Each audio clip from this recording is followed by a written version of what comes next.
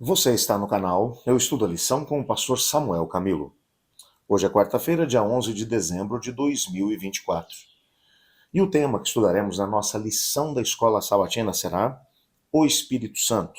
Existem dois textos que aparecem no nosso guia de estudos, os quais eu gostaria de compartilhar com você. O primeiro deles, logo no capítulo 1 do Evangelho de João, nos versículos 10 a 13, que diz assim: Aquele que é a palavra estava no mundo, e o mundo foi feito por intermédio dele. Mas o mundo não o conhecia. Veio para o que era seu, mas os seus não o receberam.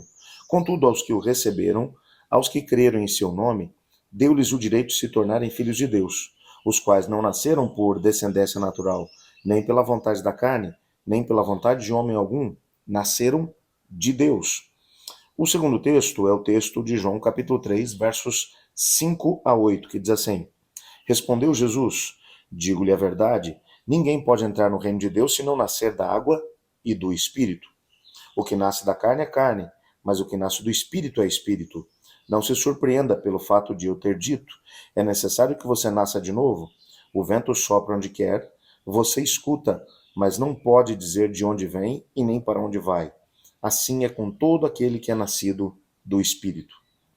Bom, você já deve ter percebido que hoje nós vamos estudar um pouquinho a respeito da terceira pessoa da Trindade Divina, ou da divindade, do Espírito Santo.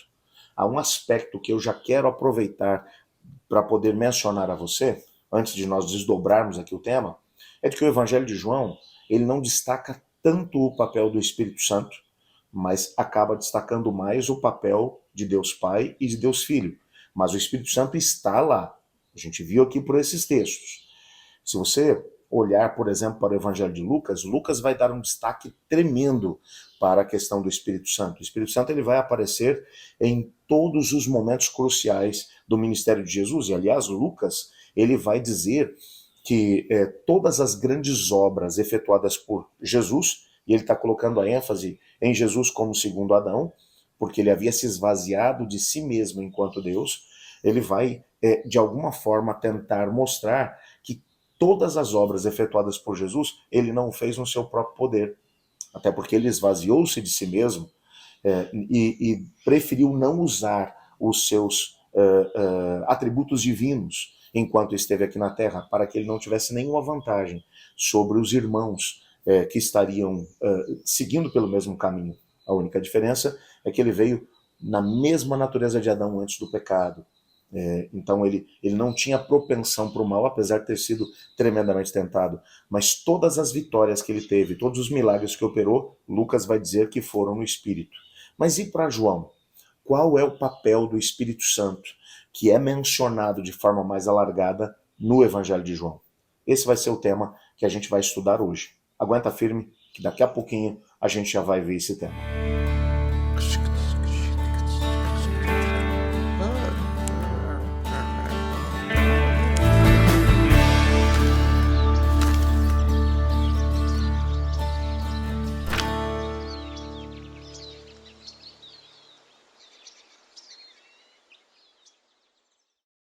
Quando fizemos a introdução do estudo do Evangelho de João, no início desse trimestre, nós mencionamos que João tem algumas ênfases.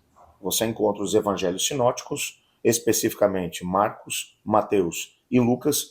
Eu escrevi nessa ordem, ou descrevi nessa ordem, porque provavelmente foi nessa ordem que eles foram escritos. Marcos, o mais antigo, Mateus teria escrito depois, e na sequência Lucas, que vai agregar os conhecimentos que aparecem tanto em Marcos quanto em Mateus. Esses são chamados de os evangelhos sinóticos, porque eles seguem mais ou menos a mesma linha.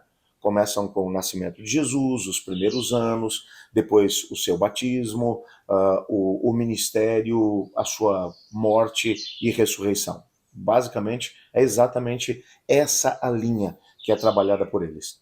João é o último a escrever. Depois de os três evangelhos terem sido escritos, ele vai escrever numa outra perspectiva, ele tem um outro propósito. E ele fala sobre esse propósito.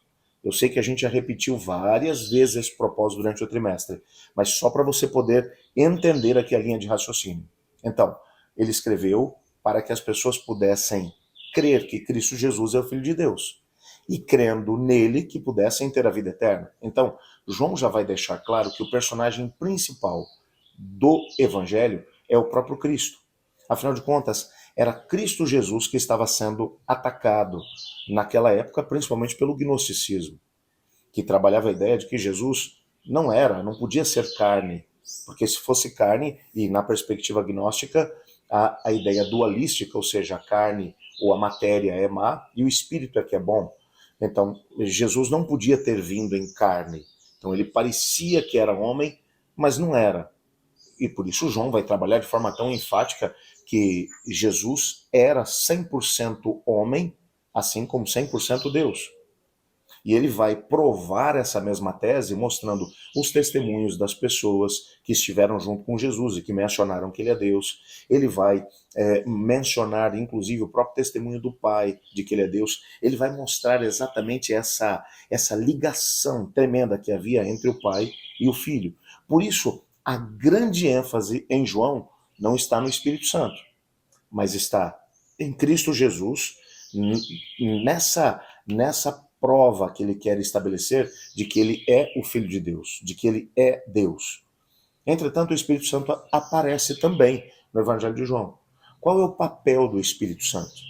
Bem, quando você vai olhar o primeiro texto que nós lemos, já em João capítulo 10, aliás, 1, versos 10 a 13, aqui você encontra a presença do Espírito Santo não de forma clara e específica.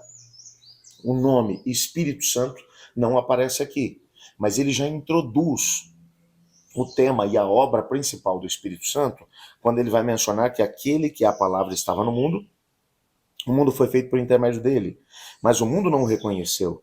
Veio para o que era seu, mas os seus não o receberam.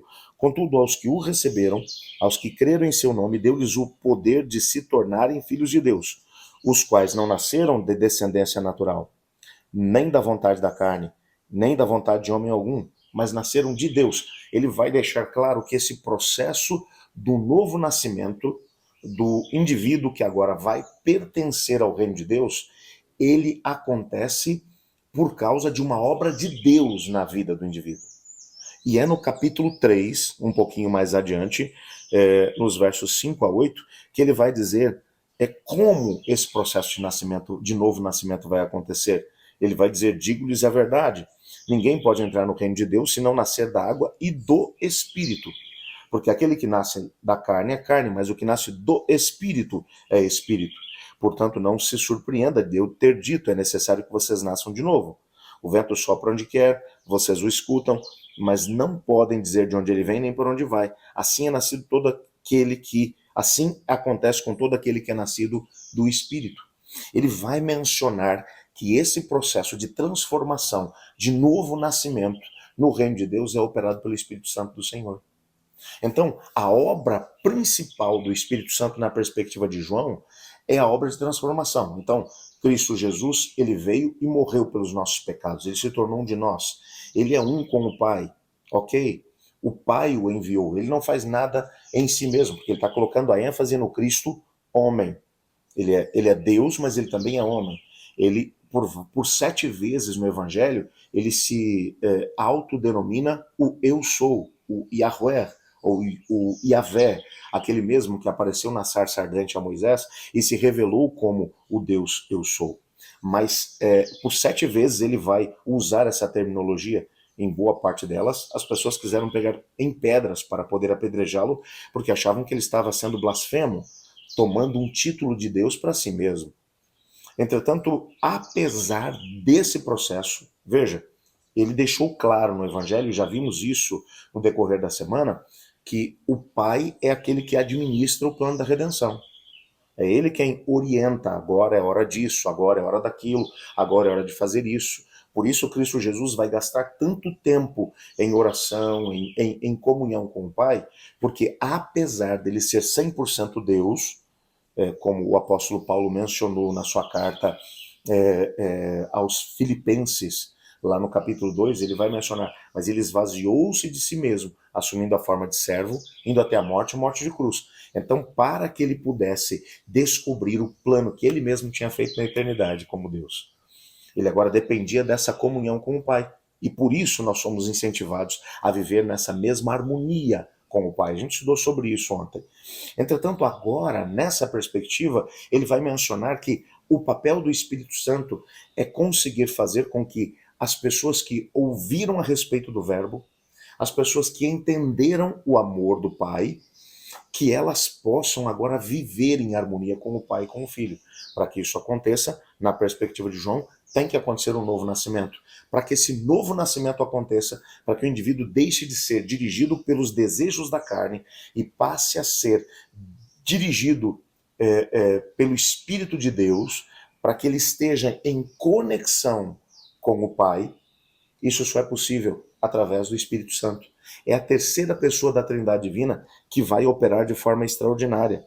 E é interessante porque você vai encontrar aqui ainda no nosso guia de estudos alguns textos, como por exemplo o texto de João capítulo 14, verso 26, que vai dizer: mas o Consolador, o Espírito Santo, que o Pai enviará em meu nome, esse ensinará a vocês todas as coisas e fará com que se lembrem de tudo o que eu lhes disse. O Espírito Santo, na perspectiva de João, não apenas é aquele que promove o novo nascimento, mas é aquele que coloca a palavra de Deus dentro do nosso coração, que faz com que essa palavra tenha sentido para nós. Sem o Espírito Santo de Deus, você vai ler os textos sagrados, você vai até a Bíblia, e a Bíblia será árida, sem sentido. Mas quando é o Espírito Santo que te motiva, então o texto toma um significado pleno dentro da sua vida. No capítulo 15, verso 26, Jesus ainda vai mencionar: quando porém vier o Espírito Santo, o Consolador, que eu enviarei a vocês da parte do Pai, o Espírito da verdade, que dele procede, esse dará testemunho de mim. É o Espírito Santo que faz com que nós sejamos atraídos por Cristo Jesus.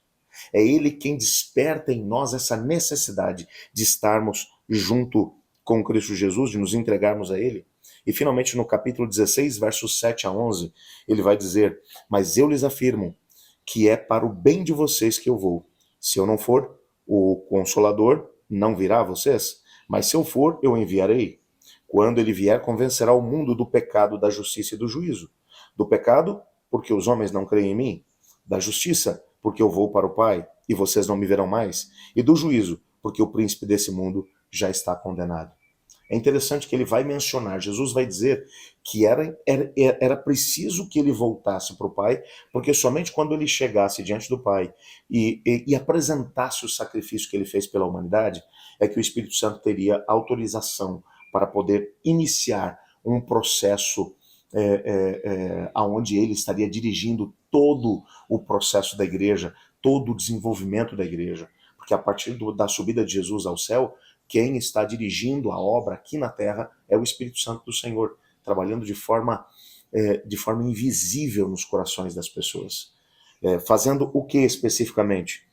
Convencendo as pessoas do pecado, da justiça e do juízo. Do pecado, porque os homens não creem em Cristo Jesus. Uma pessoa só pode sentir o desejo de poder se entregar a Cristo pelo Espírito Santo. Da justiça, porque ele foi para o Pai. E enquanto ele está com o Pai, e está num processo de julgamento no céu, de intercessão pelo ser humano junto ao Pai, o Espírito Santo está aqui embaixo dizendo: olha, não se preocupe com o perdão dos pecados, porque Cristo Jesus, que é a nossa justiça, ele está intercedendo por você. E do juízo, porque quando ele terminar esse processo, ele virá para destruir Satanás e os seus anjos, bem como todos aqueles que não tiverem um comprometimento com ele e com a palavra de Cristo Jesus. Nessa perspectiva, o trabalho do Espírito Santo, a obra do Espírito Santo em João, apesar de não ser o evangelho que mais menciona o Espírito Santo ele vai aparecer de forma mais intensa no evangelho, principalmente nesse último sermão feito por Jesus. Ali nos capítulos 13, 14, 15, 16 e 17 do evangelho de João. Mostrando que sem a terceira pessoa da Trindade Divina, ou da divindade, nós não temos a possibilidade de experimentar aquilo que é o propósito do Senhor Deus para a nossa vida. Hoje, permita que o Espírito Santo trabalhe no seu coração e que a obra dele te leve cada vez mais perto do Pai e do Filho. Ore comigo. Obrigado, Senhor, porque apesar de Cristo Jesus ter morrido pelos nossos pecados e subido ao céu, ele enviou o Espírito Santo. E por causa do Espírito Santo, hoje nós somos atraídos a Ti. Ajuda-nos a podermos experimentar aquilo que é o Teu propósito para a nossa vida. Pois é em nome de Jesus que oramos. Amém. Eu estudo a lição. E você?